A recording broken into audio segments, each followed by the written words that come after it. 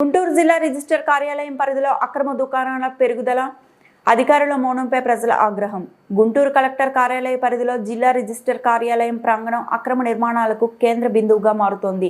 స్టాంపులు, ప్రాంక్లింగ్, డాక్యుమెంట్ తయారీ, నోటరీ సేవలు వంటి ప్రభుత్వ సేవల పేరుతో ఒక మాఫియా గుంపు ఈ ప్రాంతాన్ని ఆక్రమించుకుంటూ అనుమతులు లేకుండానే దుకాణాలు ఏర్పాటు చేస్తుంది. ప్రభుత్వ భూమిని ముక్కలు ముక్కలుగా విడగొట్టి స్వయంగా కబ్జా చేసుకున్న వారు ఎలాంటి రుసుములు చెల్లించకుండా అక్రమంగా విద్యుత్తును వినియోగిస్తూ అధికారుల కళ్ల ముందే వాణిజ్య కార్యకలాపాలు నిర్వహిస్తున్నారు.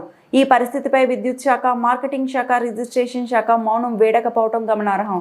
రైతు బజార్లో కూరగాయలు అమ్మే వాణిజ్యాలకు నెలకు 8,000 వసూలు చేస్తూ ఎలాంటి సదుపాయాలు ఇవ్వని ప్రభుత్వం లక్షల్లో లావాదేవీలు చేసే డాక్యుమెంట్ రైటర్లపై ఎందుకు చర్యలు తీసుకోలేకపోతుందని ప్రజలు ప్రశ్నిస్తున్నారు. రిజిస్టర్ కార్యాలయం లోపల ఉండాల్సిన స్టాంప్ కౌంటర్ను కావాలని తొలగించి ప్రజలకు బహిరంగంగా కొనుగోలుకు దూరంగా నెట్టివేయడంలో కొంతమంది అధికారుల కుట్ర ఉందనే ఆరోపణలు వినిపిస్తున్నాయి.